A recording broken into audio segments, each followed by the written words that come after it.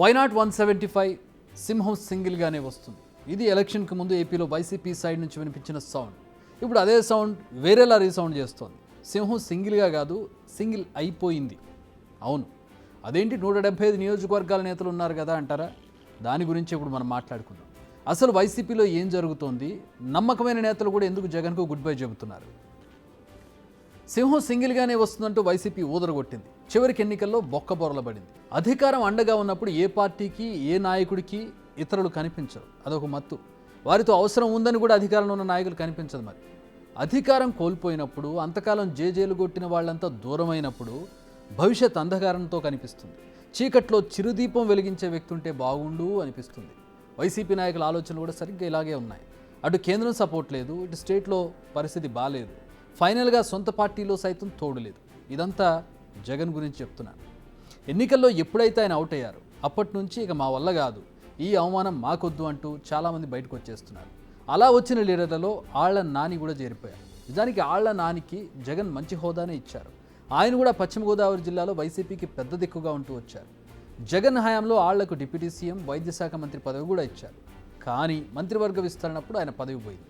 సరిగ్గా అప్పటి నుంచి నానికి జగన్కు దూరం పెరిగింది. ఆ తర్వాత ఆయన ఏలూరు ఎంపీ స్థానం నుంచి పోటీ చేయాలని భావించారు. కానీ జగన్ ఏలూరు అసెంబ్లీ నుంచి పోటీ చేయించారు.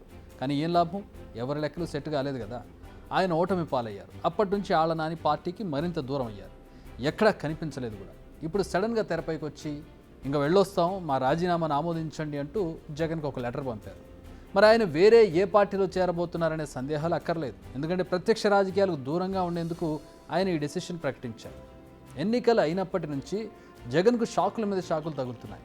సరిగ్గా 2 రోజుల క్రితం పిఠాపురం నుంచి మాజీ ఎమ్మెల్యే పెండం దొరబాబు వైసీపీకి గుడ్ బై చెప్పారు. అంతకుముందు పైలా నరసింహయ్య, కిలారి రోసయ్య, మద్దాలి గిరి ఇలా వరుసబెట్టి, అది కూడా అత్యంత దగ్గరైన వాళ్ళు పార్టీ నుంచి వైదొలుగుతున్నారు. రాను లిస్టు పెరిగే అవకాశం లేకపోలేదు. ఇంకా చాలా టైం ఉంది. అందులో ఎవరుంటారు అనేది ఇప్పటికైతే సస్పెన్స్. సరే పోనీ కుటుంబ సభ్యులు తోడు ఉందా అంటే అది లేదు. ఎన్నికల ముందు జగన్ కుటుంబం ఎలా ఉందో అందరికీ తెలిసిందే. మరి ఇలాంటి పరిస్థితుల్లో పార్టీ సంగతి ఏంటి అనేది మెయిన్ క్వశ్చన్. అది కూడా మాట్లాడుకుందాం. వైసీపీ ఎమ్మెల్యేల సంఖ్య అంతా 11, ఎంపీల సంఖ్య 4. ఇప్పుడు ఈ నెంబర్తో 5 ఏళ్ల పాటు పార్టీని నెట్టుకు రాగలరా జగన్? తెలంగాణలో చూస్తూనే ఉన్నాం. 30 మందికి పైగా గెలిచిన పార్టీ పరిస్థితే ఇప్పుడు దిక్కుతోచిన పరిస్థితిలో ఉంది. మరి కేవలం 11 మంది ఎమ్మెల్యేలు ఉన్న వైసీపీ పరిస్థితి ఏంటి? ఇప్పటికే ఇందులో కొందరు టీడీపీ, మరికొందరు బీజేపీ వైపు చూస్తున్నారనే టాక్ కూడా ఉంది. ముఖ్యంగా ఎంపీలు బీజేపీలో చేరేందుకు మంతనాలు కూడా జరుపుతున్నారన్న ప్రచారం ఉంది. అందుకే జగన్ పార్టీ అస్తిత్వంపైనే ఇప్పుడు ప్రశ్నలు మొదలయ్యాయి. జగన్ గురించి పొలిటికల్ సర్కిల్స్లో టాక్ ఉంది. ఆయన ఎవరి మాట వినరు, జగన్ జగముండి అని. అంతేకాదు పార్టీ నేతలైనా అందరితో ఓపెన్ డిస్కషన్ ఉండదని, చాలా కొద్ది మంది సన్నిహితులతో మాత్రం ఆయన మంతనాలు జరుపుతారని. కానీ లాస్ట్ 5 ఇయర్స్లో ఆయన తీసుకున్న డెసిషన్స్ను అబ్జర్వ్ చేస్తే అందులో కూడా నిలకడ లేదనిపిస్తుంది. దీనికి best example MP Vijayasai Reddy. Vijayasai Reddy అంటే వైసీపీలో నెంబర్ 2 అనే పేరు ఉండేది. జగన్కి అత్యంత నమ్మకమైన, ముఖ్యమైన వ్యక్తి అనే స్టేచర్ ఉండేది ఆయనకి. కానీ ఏం జరిగింది? అలాంటి వ్యక్తి క్యారెక్టర్ పైన ఇప్పుడు దాడి జరుగుతున్నా పార్టీ నుంచి సరైన స్పందన లేదు. ఎలక్షన్స్కు ముందే ఆయన్ను పక్కన పెట్టేశారు జగన్. మొదట ఉత్తరాంధ్ర బాధ్యతలను తొలగించారు. ఢిల్లీ వ్యవహారాలను చూసుకునే బాధ్యత నుంచి తప్పించేశారు. ఆ తర్వాత జగన్ విజయసాయిరెడ్డి కలిసిన సందర్భాలు చాలా తక్కువ. ఇది విజయసాయిరెడ్డి కథ. నెక్స్ట్ సజ్జల రామకృష్ణారెడ్డి. సజ్జలో కూడా జగన్ అంతరంగిక వ్యక్తిగా పేరుంది. ఆయన డైరెక్షన్లో జగన్ నడిచారన్న టాక్ కూడా ఉంది. ఎలక్షన్స్ తర్వాత ఇప్పుడు ఆయన అడ్రస్ కనిపించడం లేదు. ప్రస్తుతం పెద్దిరెడ్డి రామచంద్రారెడ్డి పేరు ఎక్కువగా వినిపిస్తోంది. బట్ ఆయన సమస్యలతోనే ఆయన సతమతమవుతున్నారు. ఈ జగన్కి తోడు జగమెరుగు.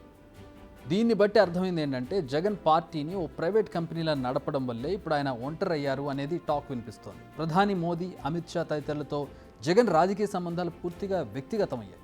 అందుకే ఎన్నికల్లో బీజేపీతో టీడీపీ పొత్తు పెట్టుకుని వ్యవస్థల సాయంతో రాజకీయ లబ్ధి పొందగలిగింది. రాజకీయాల్లో కేవలం ఓట్లు, సీట్లే కాదు, కొన్నిసార్లు నైతిక మద్దతు అవసరం అవుతుంది. అందుకోసమే జగన్ తన పంథాను మార్చుకోవాలి. ఇకనైనా విమర్శలకు స్వస్తి చెప్పి పార్టీ బలోపేతానికి ఏం చేస్తే బాగుంటుందనే ఆలోచన చేస్తే బాగుంటుందని రాజకీయ విశ్లేషకులు అంటున్నారు. లేదంటే మొన్నటి ఫలితాల్లో మళ్ళీ ఎన్నికల్లో కూడా చవి చూడొచ్చు, లేదంటే అసలు పార్టీకే మనుగడ కరువు అవ్వచ్చు అనేది ఒక విశ్లేషణ. బిగ్ టీవీ అవుట్లుక్ కథనాలు నచ్చితే వెంటనే బిగ్ టీవీ ఛానల్ ను సబ్స్క్రైబ్ చేయండి.